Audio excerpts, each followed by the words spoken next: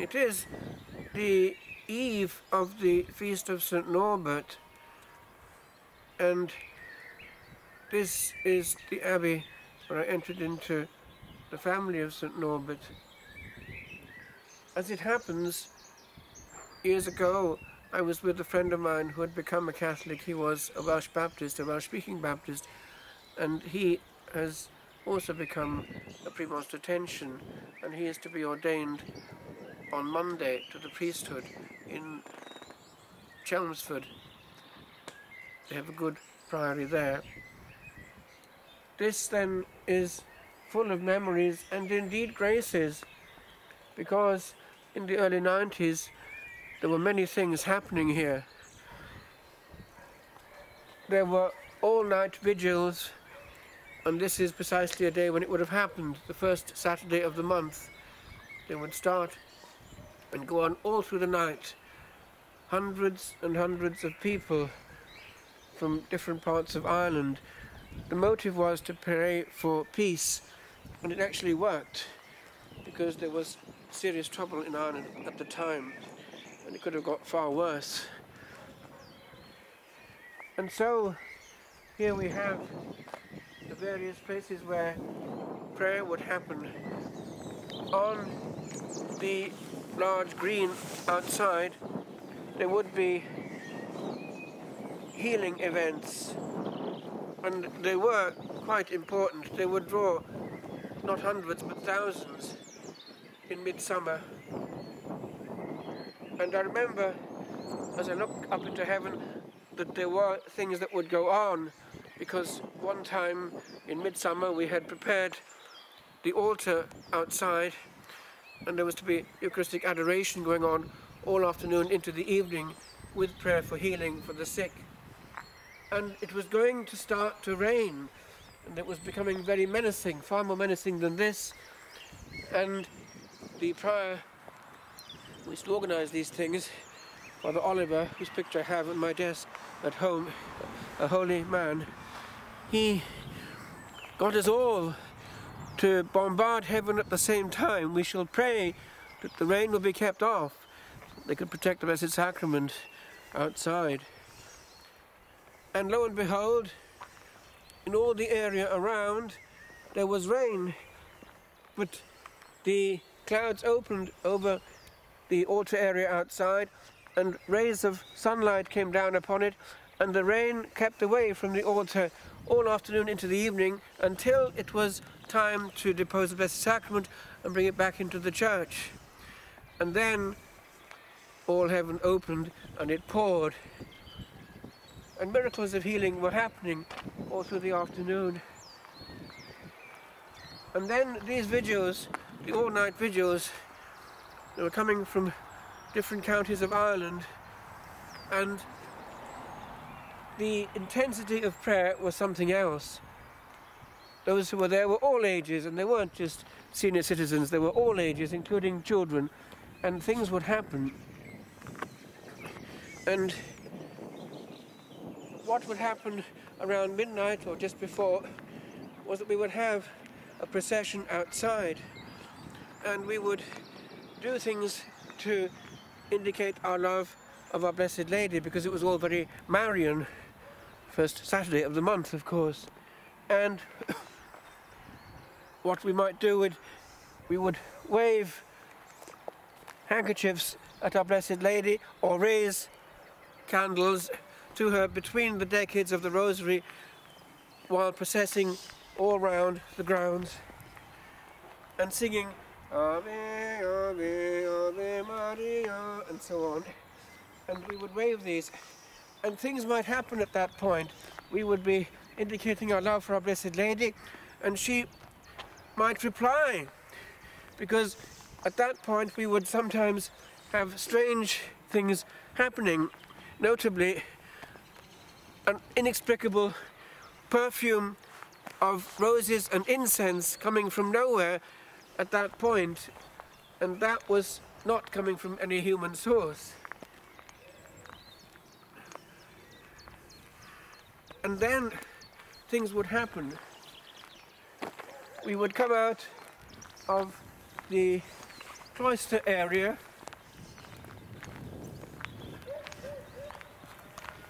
and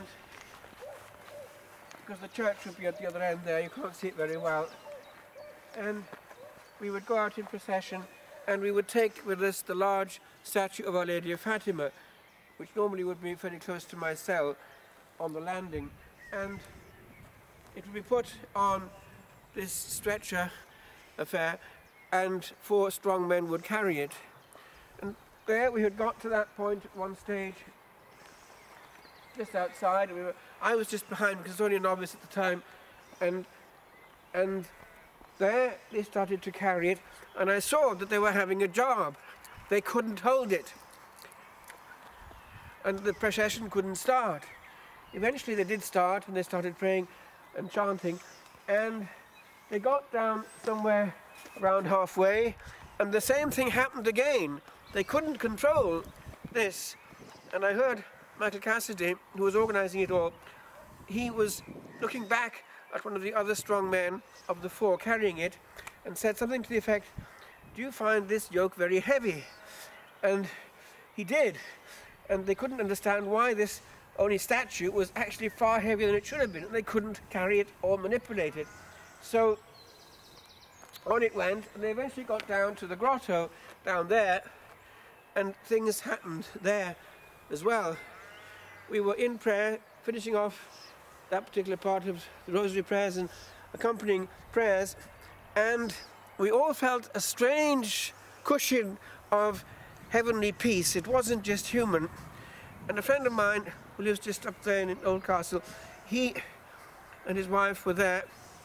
We were talking about this, actually not that long ago, and he was saying how at a certain point he looked back, not towards the grotto, but towards back, and he saw, just for a flash, a beautiful lady.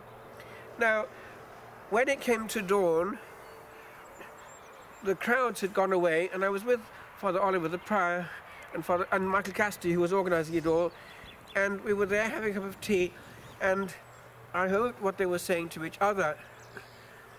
The prior said this: there was a little boy here, and he gave his name, and the prior had talked to him, and the boy knew more.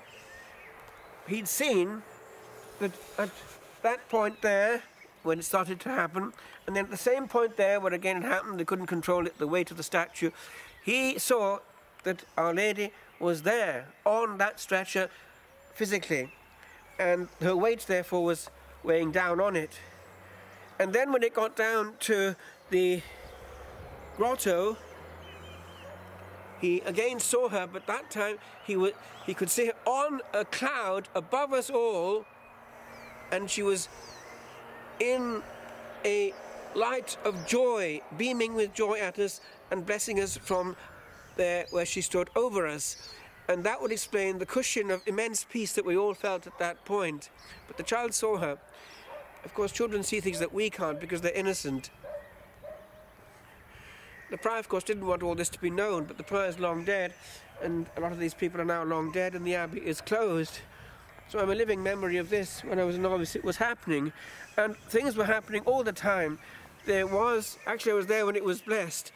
On this part of it, you can't see it here, but on that end there was the Divine Mercy Shrine, and there was a large marquetry image of the Divine Mercy done by the Robertson brothers, and the chapel was full of confessionals, and there were confessions all day, and a huge amount of confessions were heard. There was grace flowing there all the time. Confessions were available all the time, and people were coming, huge numbers, and it was a place of healing and grace. Confessions were well heard, and people were consoled. And then here are the graves. Some of these I would have known.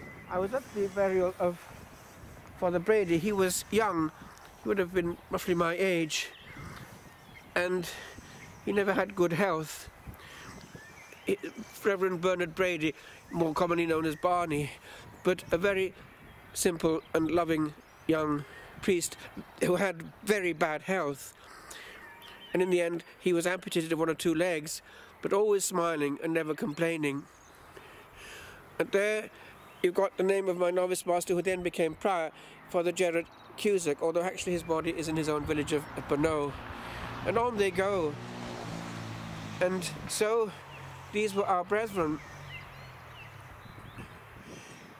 With regard to the house itself, this up there, one could see would have been the first cell I had on that side, looking out towards the area of the church, and then this was the cell they put me in after we painted it on this side.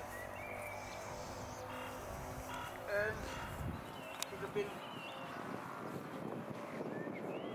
I think, that one there, not next but one to the staircase, which you can see over the front entrance. And the front entrance, of course, would have been important, because we would have had things taken here, pictures. In fact, here is a picture, you can see the very same one there, with my novice master Gerard Cusack, who died. He was only 71, I think. He died suddenly. His organs gave in after he'd had vaccines to go to Africa. And this is the abbot, Father Kevin, who died actually recently. I tried to go and see him to anoint him, but I couldn't get in because of the COVID, and so he's buried nearby here. And there we are. That's going back to 1991. And at the same door is actually the one who sent me here. Is my spiritual father, Father John Ryan. So he was there, and he was the one who helped me to come to Ireland, back to Ireland, to the premost detentions. And he was faithful to me to the end, because when things went wrong here, because they had terrible trouble here eventually in Kilnacrott, which led eventually to the closure, he was still faithful until the end. And that's when he came to visit me. That was the last time he really went for a journey. After that, he went down and eventually died. That was in Italy there, just before I was ordained. And I think my mother is there as well. So he spoke Welsh, and he was our chaplain. And he had put out of his pocket, after the Welsh Mass getting done one day, a letter from the novice master, because he had written to them without my knowing it, and then this letter came back from the novice master to visit the abbot. Here he is, the abbot, when he was in Wales. He was helping out in Cardiff for a month, and so there I met him, and he arranged for me to come over here. And the abbot was very good. He was very kind, and that was important. To find an abbot who was kind and caring was very important, and he treated me well, sent me to Rome, and was very caring. So that's Kilnacrott. And there is also a place of prayer. You could just see the windows change at that end, and that would have been a private oratory, and one could pray quietly there and not be disturbed by anyone at all. The Blessed Sacrament was there, and I think the Stations of the Cross were nearby in the corridor on the way there. So that was a place of prayer. But it was very quiet here. Yeah, I think that was if I remember rightly, it would have been, I think that cell there. It was difficult to tell at this end. I think Father Benedict was there. He's now in America. The fathers on the first, that level there, and we novices were up the top there. It was very primitive, and there were only a bath available once a week. No hot water in the cell. It was pretty primitive, but it was okay. And that's why the building has not easily been modernised. It's built in the 50s, and that's where it stayed. So that was our life. And it had a huge impact, actually, on this central part of Ireland. So I would just like to go back to the grotto now, because all the things that happened there. And when I was here reflecting on these things, it really hit me that Our Blessed Lady was closer to us than we think. And she loves the common people, praying the prayer that she loves most of all, the Holy Rosary. And the devil is trying his best to stop that from happening, to make sure that it doesn't happen, especially in families and couples and convents and monasteries. The devil wants this out of the simple people's hands. This was a centre of the Rosary. And in fact, when a novice, I might be going around, they would very much encourage me to do that kind of thing. There was a statue which would go around from house to house, and we'd have 15 decades of the Rosary in an evening before it, with meditations and chants. And that was the way that the common people would still like to celebrate their faith in an easy way, which is not difficult to put on. And that can be valued for what it is. We don't have to make prayer that difficult or complex. A statue the rosary said, well, can be actually a great means of bringing heaven into the family and into the neighborhood. Of course, the devil hates it all. Let's not forget that when the people couldn't get the sacraments easily in penal times, it was the rosary that kept the faith alive. Let's not abandon Our Lady, and she'll not abandon us. So, let's go back to the grotto now, and I'll sing what I composed to Our Blessed Lady, who was a bit the center of our life after her son. For there was Eucharistic adoration all the time, for a lot of the time in the day, and sometimes all night, not all week, but a lot of the week, in the Adoration Chapel, which is at the other end of the monastery. And that also kept me there and invited me there, because I could see that this was a place where there was a great possibility of adoring the Blessed Sacrament day and night, in a place where one could hear the silence. There was no noise here. It was extremely quiet, especially in the winter, and there were no cars or lorries, just the sound of silence. That, indeed, is precious.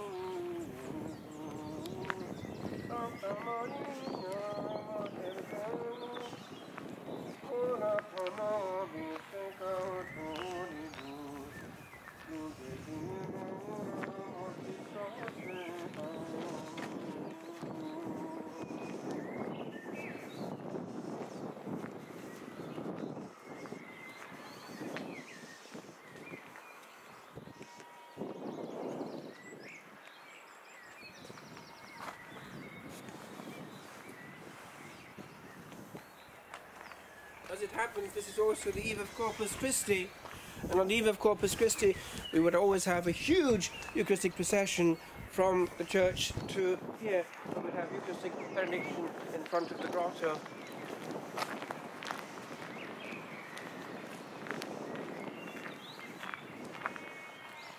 And it was here that I heard that word from the former novice master with regard to what Pius XII had said of the order, which was very attractive. Your order is gloriously Eucharistic and Eucharistically glorious.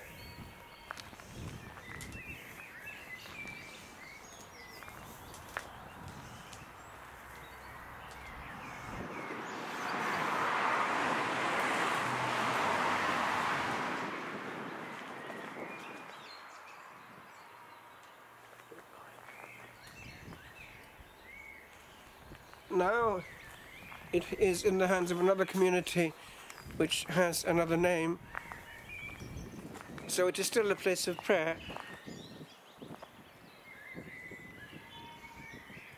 They bought it a few years ago and are making use of it for their apostolate, which is very much that of the returning king.